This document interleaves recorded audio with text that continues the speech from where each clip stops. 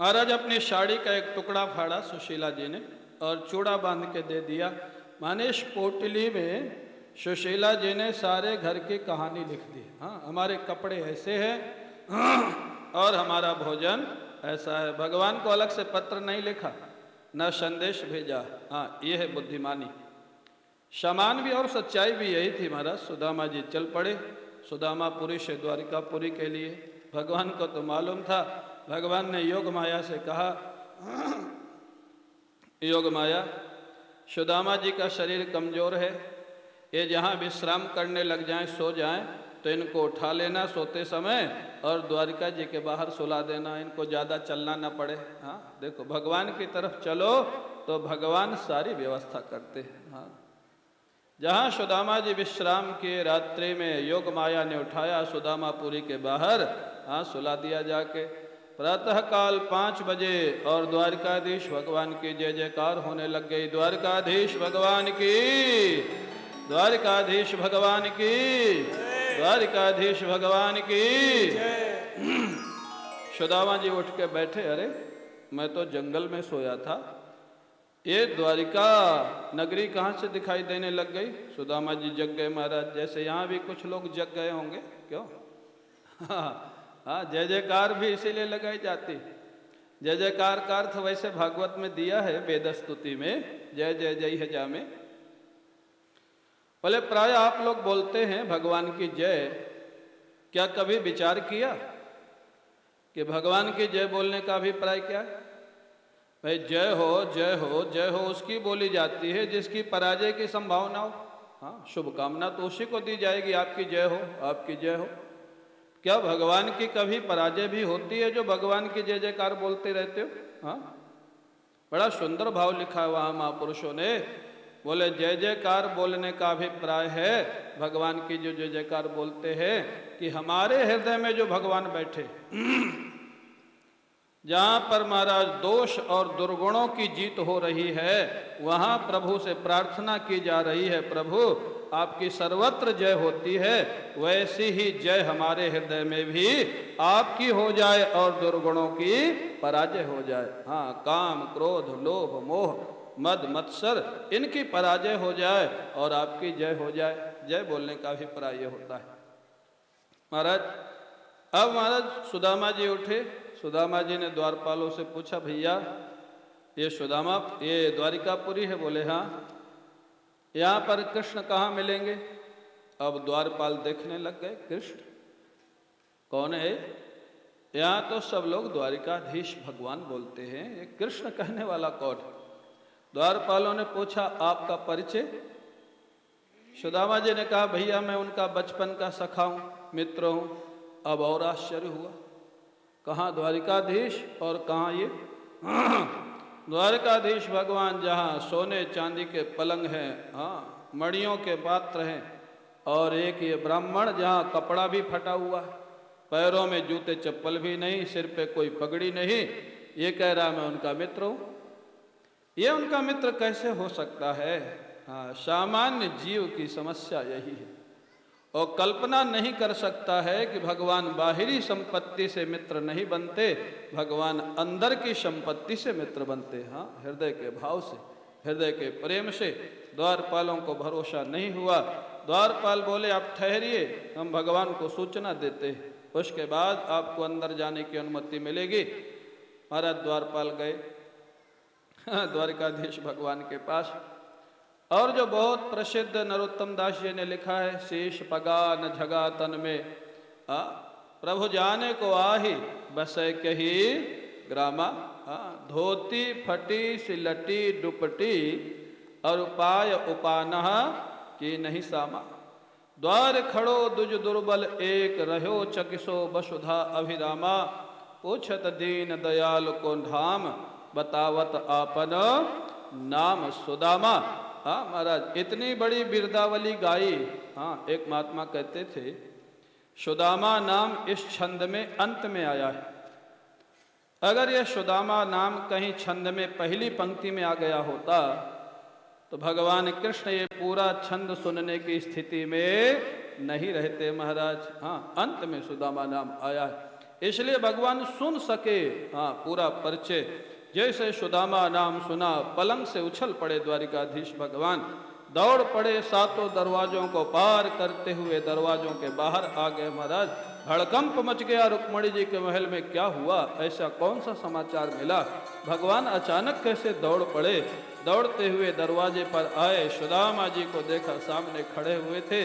भगवान दौड़ करके महाराज सुदामा जी को हृदय से लगा लिया, प्रेम के आंसू बहने लग गए भगवान के। सुदामा तुम्हारी ये दशा मेरा सखा कहला करके, हाँ ये तो मेरे लिए सोचने की बात है। सुदामा तुम मेरे पास क्यों नहीं पहले आए, इस दशा में तुम रहे हो तो लोग यही तो कहेंगे कृष्ण का सखा है, इसकी क्या दशा हो रही है। भगवान के प्रेम के आंसू बह रहे हैं। सुदामा जी को लेकर के महाराज महलों में ले गए।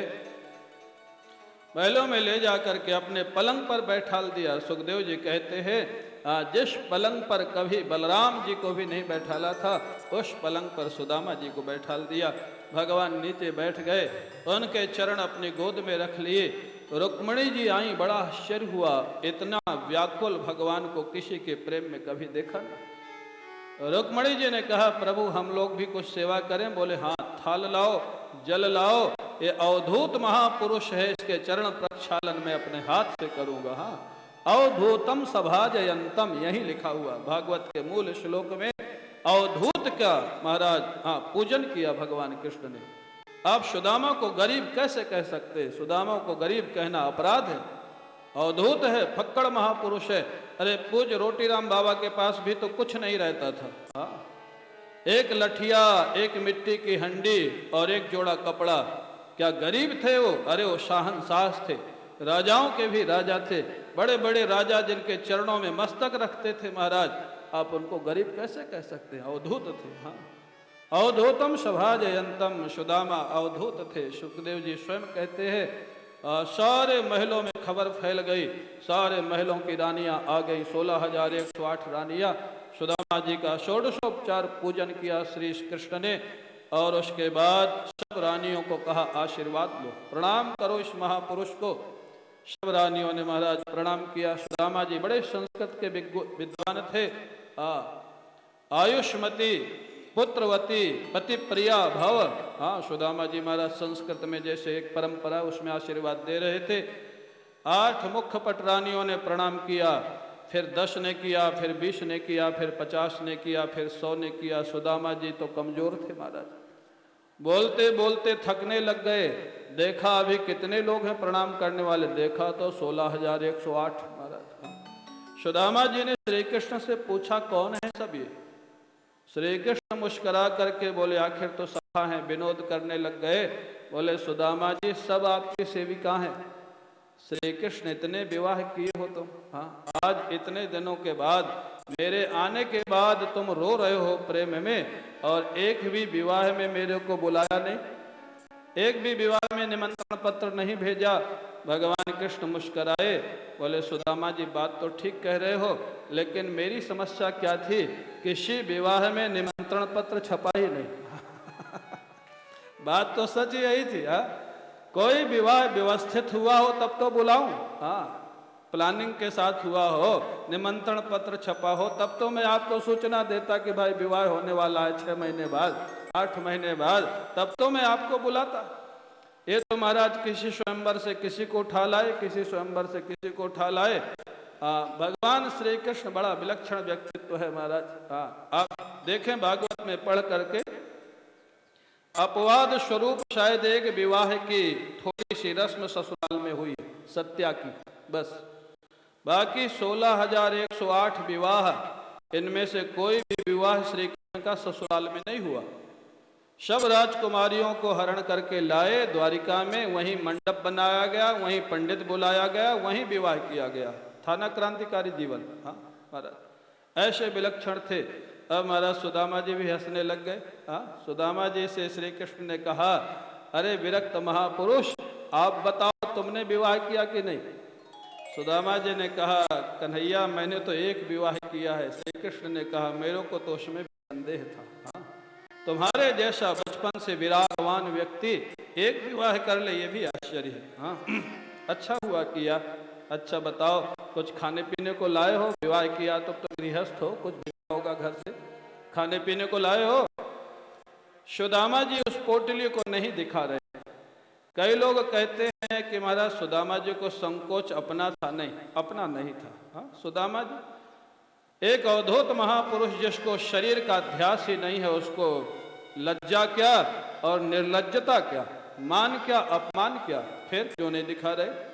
सुदामा जी को लग रहा है ये महाराज मणिमय इनके महल, रजत और स्वर्ण से जड़े हुए इनके महल, इनकी इतनी पटरानियां, इतना मेरा इन्होंने सम्मान किया, इनके सामने जब मैं अपनी पोटली खोलूंगा तो मेरी बदनामी तो कुछ होने वाली है नहीं, श्री कृष्ण की बदनामी होगी, इसलिए सुदामा जी नहीं दिखा रहे। हाँ मेरे मित्र, ये देवियां क्या सोचेंगी, इतनी बड़ी बड़ी बातें जिनके लिए कन्हैया कह रहे थे, वो क्या लाए हैं इनके लिए। हाँ 4 तरह का चूड़ा। श्री कृष्ण ने कहा नहीं ऐसा हो नहीं सकता, कुछ तो लाए होगे। बोले कुछ नहीं लाया, बगल में दबाए हुए थे, छीना झपटी हुई, पोटली छूट गई, जमीन पे गिर पड़ी और फट गई। महाराज कपड़ा पुराना था, फट गया, चूड़ा फैल गया। भगवान कृष्ण उछल करके एक मुट्ठी कच्चा चूड़ा खाया, एक लोक की संपत्ति दे दी। दूसरी मुट्ठी खाई, स्वर्ग लोक की संपत्ति दे दी। तीसरी मुट्ठी खाने ही वाले थे, रुक्मिणी जी ने महाराज प्रार्थना की। हाँ हाथ पकड़ा ऐसा नहीं लिखा है। रुक्मिणी जी की सामर्थ्य कहाँ थी जो भगवान के हाथ पकड़ ले, भक्त और भगवान के बीच में रुक्मिणी जी आ जाए, ये सामर्थ्य कहाँ थी। बट ये सामर्थ्य रुक्मिणी जी में नहीं थी, हाँ कि भक्त और भगवान के बीच में व्यवधान कर सके। रुक्मिणी जी ने बड़ी बुद्धिमत्ता से प्रार्थना की, प्रभु इतने बड़े अवधूत महात्मा हैं, क्या सारा प्रसाद आप ही ले लेंगे, थोड़ा प्रसाद हमको भी छोड़ दीजिए। भगवान समझ गए, 2 मुट्ठी चूड़ा खा करके 2 लोक की संपत्ति दे दी, बाकी छोड़ दिया। सब पटरानियों ने आपस में बांट करके सुदामा जी का प्रसाद लिया। सुदामा जी को भगवान ने बड़े सुंदर वस्त्र पहनाए, स्नान कराया, भोजन कराया। बड़े महाराज बहुत दिनों के बाद मिले थे, बहुत सारा संवाद हुआ। रात्रि में सुदामा जी सो गए। वैकुंठ का जैसा आनंद जहाँ भगवान साक्षात विराजमान। प्रातः काल सुदामा जी नित्य कर्म से निवृत्त हुए, बाल भोग हुआ। उसके बाद भगवान कृष्ण रात्रि में अपना काम कर दिए थे, सुदामापुरी को द्वारिकापुरी बना दिए थे, विश्वकर्मा को आदेश दे दिया था। भगवान कृष्ण चाहते हैं सुदामा जी जल्दी द्वारिका जाएं और ये देखें कि इनके पास अब क्या है। हाँ इनकी पत्नी कितनी खुश है। भगवान कृष्ण विनोदी तो थे ही। बाल भोग के बाद सुदामा जी से पूछा, सुदामा जी आज क्या आप जाएंगे। हाँ अब आपके यहाँ कोई मेहमान आवे और आप सामने से पूछना प्रारंभ कर दो कि आप जाओगे क्या, तो बेचारा नहीं जा रहा होगा तो भी बोलेगा हाँ जाएंगे। क्यों सोनी मास्टर, महाराज नहीं जा रहा होगा तो भी बोल देगा जाऊंगा। हाँ इसीलिए महाराज, लेकिन भगवान का उद्देश्य था कि जल्दी जाएं तो महाराज अपना देखें कितना वैभव इनको दिया गया है। अब महाराज सुदामा जी बड़े संकोच में हुए, लिखा है हाँ जगाम स्वालयम तात पथिन अनुव्रज्य नंदितः, जगाम स्वालयम संकोचेन बलदेवम अपि मिलित्वा जगाम। हाँ संकोच के कारण बलराम जी से भी नहीं मिले और चल पड़े, लेकिन अनुकूल चिंतन, भक्त का अनुकूल चिंतन। सुदामा जी को अभी मालूम नहीं है कि उनके साथ क्या हुआ है सुदामापुरी में, उनको मालूम नहीं है। सुदामा जी रास्ते में जा रहे हैं, भगवान कितने कृपालु हैं। हर परिस्थिति में कृपा का अनुभव करना यही प्रेमी का स्वरूप है। हाँ हर परिस्थिति में सुदामा जी कहते हैं देखो कितने कृपालु हैं, सम्मान तो इतना मेरा किया लेकिन संपत्ति नहीं दी। क्यों नहीं दी, भगवान जानते हैं संपत्ति मिलने के बाद भजन में बाधा पड़ेगी, भजन में व्यवधान आएगा। हाँ इसलिए संपत्ति नहीं दी। कितने कृपालु, कितने हितैषी हैं भगवान मेरे। हाँ देखो संपत्ति नहीं मिली तो भी प्रसन्न, भगवान की प्रशंसा। हाँ चले जा रहे हैं महाराज, चलते चलते पहुंच गए सुदामापुरी। सुदामापुरी तो द्वारिकापुरी बनी हुई है। सुदामा जी देखने लगे, अरे भाई ये द्वारिकापुरी है या सुदामापुरी है। लोगों ने कहा हमारा सुदामापुरी। बोले ऐसे ही तो द्वारिका जी थी। अच्छा चलो कोई बात नहीं, बना लिया होगा लोगों ने। अपनी कुटिया खोजने लग गए। 2 दिन बाद तो आए थे। कुटिया की जगह सबसे विशाल महल खड़ा हुआ। सुदामा जी को लगा मेरी कुटिया कहाँ गई 2 दिन में। किस व्यक्ति ने 2 दिन में इतना बड़ा महल बना लिया यहाँ। सुदामा जी महल के नीचे खड़े खड़े देख रहे थे। सुशीला ने महल के ऊपर से देखा और देख करके महाराज यहाँ पर लिखा है सुशीला के पास कितना वैभव था। सुशीला की जो दासियां थी, सेविकाएं, नौकरानियां, वो हीरे और मोती के हार पहने हुई थी। नौकरानी जहाँ हीरा मोती पहन रही है, आप कल्पना कर सकते हैं सुशीला का वैभव। स्वर्ग की संपत्ति मिली थी महाराज। सुशीला सोने के थाल में महाराज आरती सजा करके पूजन का सामान लेकर के महल से दासियों सेविकाओं के साथ महारानी की तरह नीचे उतरी। उतर करके सुदामा जी को प्रणाम किया। सुदामा जी देखने लग गए। स्वाभाविक था ना पहचानना, क्यों, वैभव इतना। और सुशीला का शरीर भी स्वस्थ प्रसन्न हो गया था। गए थे तब दुबली पतली थी, अब 2 दिन में कोई इतना बदल जाए तो कैसे कोई पहचानेगा। यहाँ लिखा है मध्य भांतिम छ विस्मितः। विस्मितः माने भूल गए। सुदामा जी पूछते हैं देवी जी आप कौन है। सुशीला के आंखों में आंसू बहने लगे। प्रभु आपकी सेविका सुशीला, आप उसको नहीं पहचान सके। बोले पहचानू कैसे, 2 दिन पहले तुम्हारी क्या दशा थी, आज क्या हो गया, ये सारा ये महल किसका है। सुशीला की आंखों में प्रेम के आंसू थे। प्रभु जब मैं सोई थी तो झोपड़ी थी और मेरा शरीर दुबला पतला था। सोने के बाद जब प्रातः काल उठी तो महल खड़ा हुआ था और सेविकाएं घर में विद्यमान थी। किसने किया ये मेरे को भी पता नहीं है। द्वारिकाधीश भगवान की कृपा है। बोलिए द्वारिकाधीश भगवान। सुदामा जी फिर अनुकूल चिंतन। देखो सुशीला, भगवान ने मेरे से क्या लिया, 2 मुट्ठी चूड़ा, वो भी कच्चा चूड़ा। हाँ, आज का व्यक्ति भी कच्चा चूड़ा नहीं खाता, या तो दूध में खाएगा या दही में खाएगा या पका करके खाएगा। कच्चा चूड़ा पेट को दर्द कर देगा। भगवान ने कच्चा चूड़ा खाया था 2 मुट्ठी और 2 लोक की संपत्ति दे दी सुशीला। ऐसे भगवान को संपत्ति पाने के बाद भी कभी विस्मरण नहीं करना चाहिए। हाँ, संपत्ति मिल जाए तो उनकी कृपा और चली जाए तो उनकी कृपा, भगवान को नहीं छोड़ना चाहिए महाराज। ये सुदामा जी का सिद्धांत था। दोनों बड़े प्रेम से रहने लग गए भजन करते हुए और महाराज अंत में भगवान के धाम को प्राप्त हो गए। बोलिए भक्तवत्सल भगवान की। अब आप लोग थोड़ा संकीर्तन पढ़ो। थोड़ा 10वां स्कंध और बचा है, उसके बाद 11वां स्कंध होगा।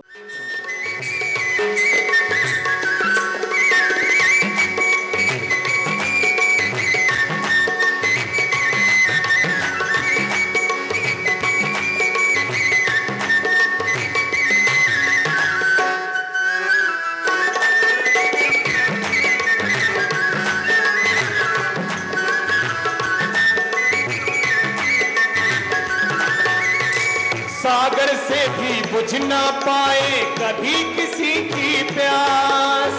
सागर से भी बुझ ना पाए कभी किसी की प्यास। सागर से भी बुझ ना पाए कभी किसी की प्यास। सागर से भी बुझ ना पाए कभी किसी की प्यास। कभी एक ही बूंद में पूरी, कभी एक ही बूंद से पूरी हो जाती है आस।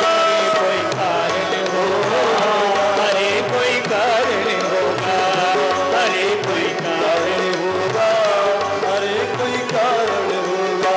एक झोली में फूल भरे हैं, एक झोली में कांटे।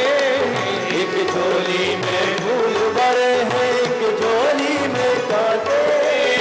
तेरे बस का कुछ भी नहीं है, तेरे बस का कुछ भी नहीं है। बांट ले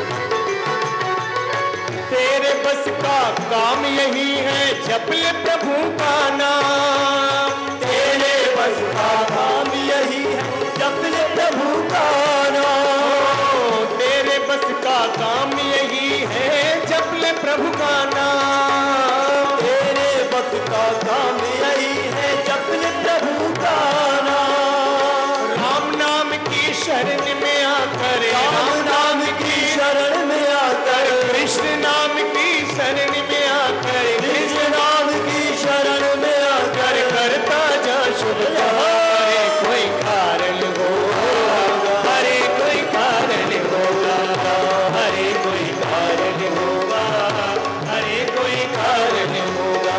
एक झोली में फूल भरे हैं, एक झोली में कांटे, एक झोली में फूल भरे हैं, एक झोली में कांटे। तेरे बस का कुछ भी नहीं है, तेरे बस का कुछ भी नहीं है, बांटने वाला बांटे। कारण होगा, हरे कोई कारण होगा, हरे कोई कारण होगा, हरे कोई कारण होगा, हरे कोई कारण होगा, हरे कोई कारण होगा।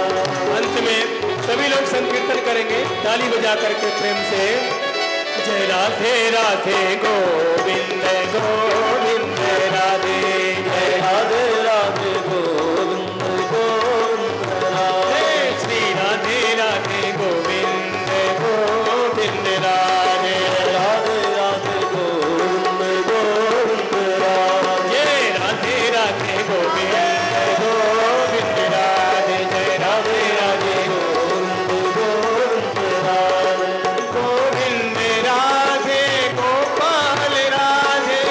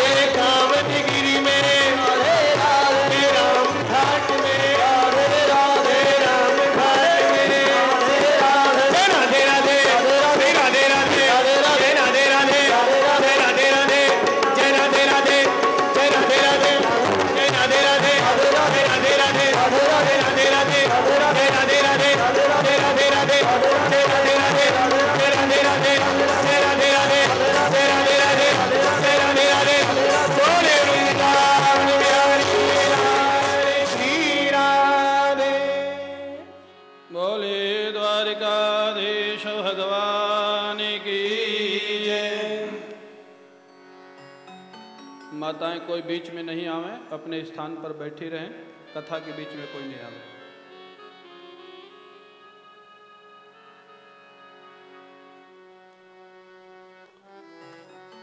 सुखदेव जी महाराज कहते हैं, राजन, एक बार सूर्य ग्रहण का पावन पर्व उपस्थित हुआ, जिसमें सभी लोग कुरुक्षेत्र जाते हैं स्नान के लिए, पुण्य प्राप्त करने के लिए। मथुरा से, वृंदावन से, द्वारिका से सभी लोग गए हुए थे। नंद बाबा का जो शिविर था, जीव गोस्वामी जी ने अपने भाव से लिखा है, प्राची स्थितः श्री नंदा प्रतीचि स्थितः श्री कृष्ण। भगवान कृष्ण का शिविर लगा हुआ था मेला क्षेत्र के पश्चिम दिशा में, और नंदराय जी अपना शिविर लगा रहे थे पूर्व दिशा में। नंदराय जी को किसी ने बता दिया कि श्री कृष्ण और बलराम भी इस कुरुक्षेत्र में आए हुए स्नान के लिए। आप कल्पना करें, भगवान जब गए थे वृंदावन से मथुरा जी, 10 वर्ष 8 महीने के थे। मथुरा जी से द्वारिका जी चले गए, द्वारिका जी में उनके विवाह हुए, पुत्र हुए, पौत्र हुए। उसके बाद ये कुरुक्षेत्र में मिलन हो रहा है। टीकाकारों ने लिखा है कि लगभग भगवान श्री कृष्ण की आयु 100 वर्ष के आसपास हो गई थी। आप कल्पना कर सकते हैं इतनी लंबी प्रतीक्षा, हाँ, वो भी एक एक दिन की प्रतीक्षा। हाँ, आज मिलेंगे, आज आएंगे, आज आएंगे। क्या था ब्रजवासियों का जीवन। हाँ। नंद राय जी को जैसे ही पता लगा कि कृष्ण बलराम आए हैं, अपना शिविर उखाड़ लिया, छकड़ों में रख करके उधर ही चल पड़े जहाँ श्री कृष्ण का शिविर लगा हुआ था। उधर श्री कृष्ण को पता लगा तो कृष्ण बलराम दौड़ते हुए नंद बाबा से मिलने आ रहे हैं। नंद बाबा ने दूर से देखा कृष्ण बलराम आ रहे हैं, खड़े हो गए। देखते देखते पास में आ गए, चरण छूना चाहते थे लेकिन चरण स्पर्श नहीं करने दिया। नंद बाबा ने कृष्ण बलराम को दोनों को हृदय से लगा लिया और रोने लग गए। वर्षों बाद आज मिलन हुआ है, हाँ, बाबा का कृष्ण बलराम के साथ। बहुत देर तक, हाँ, कोई कुछ न किंचित ओचतुहु, हाँ, न तो नंद बाबा कुछ बोल पा रहे हैं और न कृष्ण बलराम कुछ बोल पा रहे हैं। ये वैसा ही मिलन था जैसे चित्रकूट में श्री राम और श्री भरत का मिलन था। हाँ, परम प्रेम पूर्ण दो भाई, मन बुद्धि चित अहमित विसराई। हाँ, वहाँ बोले तो तब जब बुद्धि और अंतःकरण काम कर रहा हो, तब ना इंद्रियां काम करेंगी। हाँ, वो तो प्रेमाकार हो गया है। हाँ, रामाकार कहें या कृष्णाकार कहे, महाराज कोई कुछ बोलने की अवस्था में नहीं है। बहुत देर तक ऐसा लग रहा था जैसे नंद बाबा के जो नेत्र हैं वो सावन और भाद्रपद के मेघ हैं, वर्षा कर रहे हैं और कृष्ण बलराम का अभिषेक हो रहा है। हाँ, ऐसा विलक्षण दृश्य उपस्थित था महाराज। बहुत देर तक मिलने के बाद श्री कृष्ण ने बाबा से कहा, बाबा मैया भी आई हैं? बोले हाँ लाला, मैया भी आई हैं। कहाँ है? बोले वो तो शिविर में बैठी हुई है। हाँ, यशोदा मैया मौन थी महाराज, शिविर में बैठी हुई थी। प्रणाम किया बाबा को। कन्हैया ने बोले हम मैया से मिलते हैं। बाबा बोले ठीक है, मैया से मिलो। कृष्ण और बलराम शिविर का दरवाजा खोल के जब सामने खड़े हुए यशोदा मैया के, मैया को अपनी आंखों पे भरोसा नहीं हो रहा है। हाँ, उनको लग रहा है कि मैं जग रही हूं या स्वप्न देख रही हूं। क्या कृष्ण बलराम मेरे सामने खड़े हुए? हाँ, इतने वर्षों की निराशा थी, इतने वर्षों का वियोग था।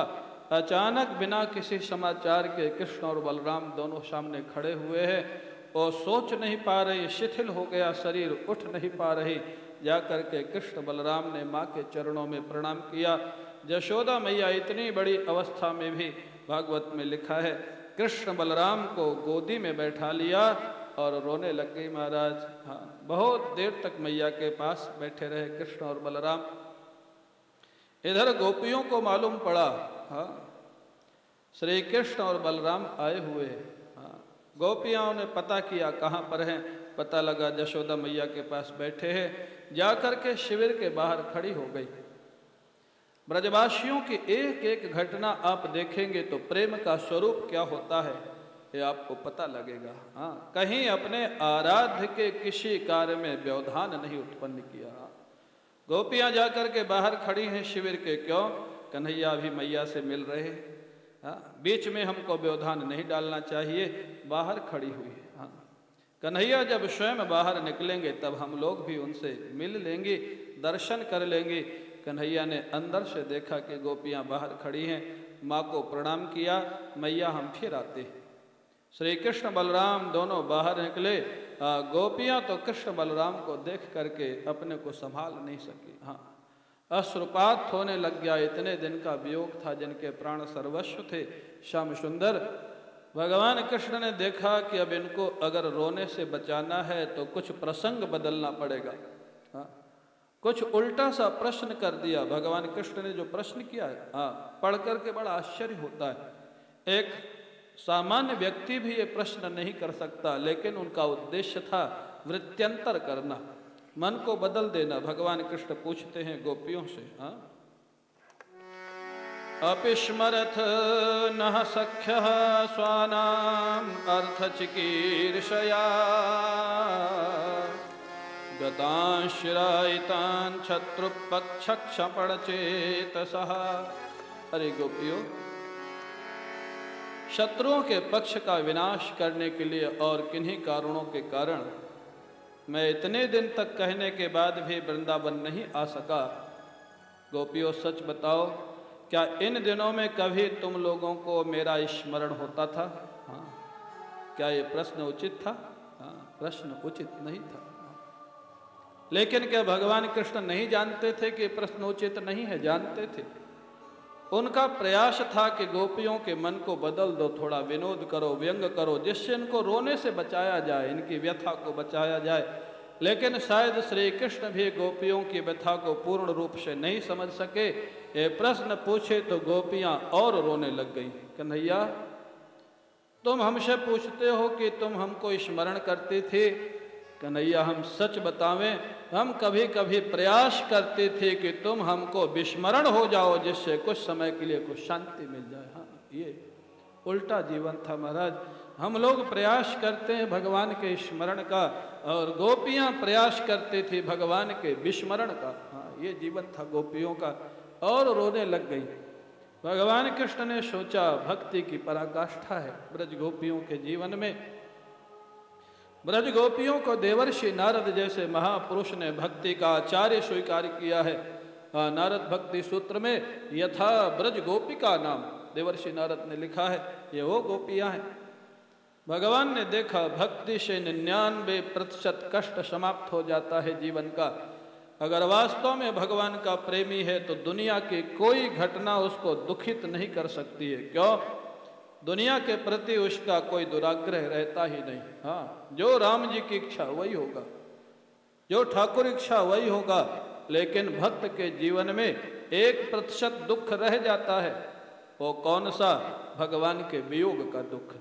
यद्यपि भक्ति संप्रदाय में उसको उसका भूषण माना गया है, वियोग और संयोग ये दोनों भक्ति का स्वरूप है, लेकिन 1% दुख वही रह जाता है, क्योंकि भगवान का संयोग होगा तो आनंद होगा, और वियोग होगा तो कष्ट होगा।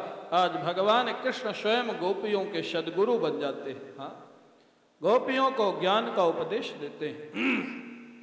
ये भागवत और रामचरितमानस ऐसे विलक्षण ग्रंथ हैं जिन्होंने भक्ति और ज्ञान का विलक्षण समन्वय किया है। हाँ, दोनों का विरोध नहीं है, दोनों एक दूसरे के पूरक हैं, बल्कि एक दूसरे के बिना दोनों अधूरे हैं। हाँ, ज्ञान ना हुए तो भक्ति पूर्ण नहीं है, और भक्ति ना हुए तो ज्ञान भी रूखा हो जाता है, वो भी पूर्ण नहीं है महाराज। इसलिए भगवान कृष्ण ने यहाँ जो प्रेम की पराकाष्ठा है ब्रज गोपियों के जीवन में, उनको केवल 2 श्लोक में तत्व ज्ञान का उपदेश देते हैं। तत्व ज्ञान का, और बड़े सीधी साधी भाषा, कोई वो नैयायिक भाषा नहीं थी, कोई वैदांतिक भाषा नहीं थी। वेदांत के जो महाराज शब्दों के जाल में उलझाने वाली भाषा नहीं थी, सीधी सीधी भाषा में उपदेश देते भगवान कृष्ण, क्योंकि गोपियाँ उत्तम अधिकारी हैं। हाँ, भगवान कृष्ण कहते हैं, अहम ही सर्वभूतानां आदिरन्तोऽन्तरं बहिः भौतिकानां यथा खंवार्भूर्वायुर्ज्योतिरंगनाः एवं हेतानि भूतानि भूतेष्वात्मात्मना ततः उभयं मय्यथ परे पश्यता भातमक्षरे। अरे गोपियों, पांच भौतिक पदार्थों में आकाश, वायु, अग्नि, जल और पृथ्वी, ये पंचभूत जैसे व्याप्त रहते हैं। यह मृत्तिका के महाराज पात्रों में जैसे मृत्तिका व्याप्त रहती है, स्वर्ण आभूषणों में जैसे स्वर्ण व्याप्त रहता है, ऐसे ही सारे संसार में मैं व्याप्त हूँ। मेरा ही विवर्त है, मेरी माया का परिणाम है। ये सारा संसार मैंने ही रचना की है और मैं ही इस संसार के रूप में प्रकट हुआ हूँ। हाँ, ऐसे ही गोपियों, तुम अपने को, इस संसार को और मेरे को एक रूप अनुभव करो। माने तुम मेरे से कभी भी भिन्न नहीं है। जो तुम हो वो मैं हूँ, जो मैं हूँ वो तुम हो। महाराज पौराणिक महावाक्य का उपदेश दे दिया। और सुखदेव जी कहते इतना ही उपदेश दिया, इससे ज्यादा नहीं। यही श्री कृष्ण वक्ता हैं जो अर्जुन को 18 अध्याय भगवद गीता सुनाते हैं। यही कृष्ण वक्ता हैं जो उद्धव को पूरा 11वां स्कंध सुनाते हैं। इतने बड़े उपदेश के बाद अर्जुन और उद्धव को जो अविद्या की निवृत्ति हुई, गोपियों के अविद्या की निवृत्ति 2 श्लोक के उपदेश से हो गई। इसी से हम लोग समझ सकते हैं सर्वोत्तम अधिकारी कौन था, अर्जुन, उद्धव या ब्रज गोपियां। ब्रज गोपियां 2 श्लोक में जिनका ज्ञान महाराज प्रकट हो गया, ज्ञान की निवृत्ति हो गई। सुखदेव जी महाराज प्रमाणित करते हैं, अध्यात्म शिक्षया गोप्यः एवं कृष्णेन शिक्षिताः तदनुस्मरणध्वस्त जीवकोशाः तमध्यगन। जीवकोश ध्वस्त हो गया, जीवात्म भाव समाप्त हो गया, ब्रह्मात्मैक्य की अनुभूति हो गई। महाराज गोपियों को डूब गई आनंद में। लेकिन यही ज्ञान और भक्ति का विलक्षण समन्वय है।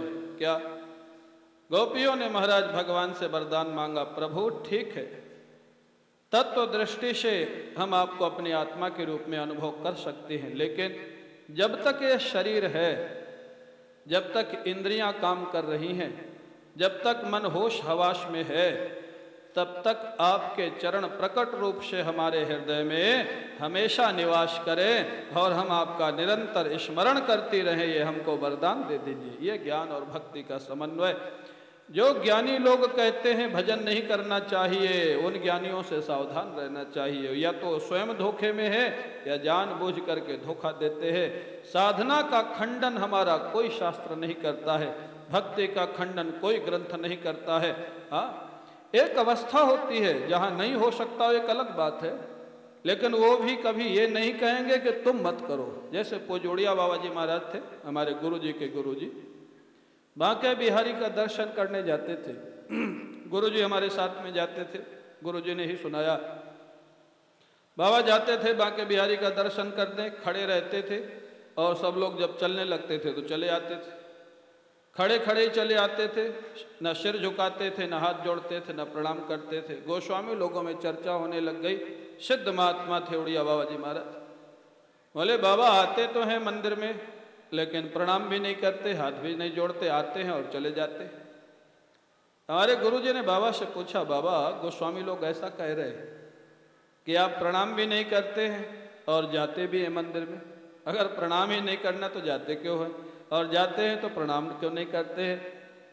बाबा ने कहा, बेटा हमको ध्यान नहीं रहता है। जब हम मंदिर में खड़े हों तो तुम ध्यान दिला दिया करो कि हमको प्रणाम करना, हम प्रणाम कर लिया करेंगे। हाँ, क्या जीवन था। ये अवधूती अवस्था आ जाए, होश ना रहे तो अपराध नहीं है। होश हवास में अगर कोई ज्ञान के अभिमान में भगवान का तिरस्कार या भक्ति का तिरस्कार करता है, उसको अपराध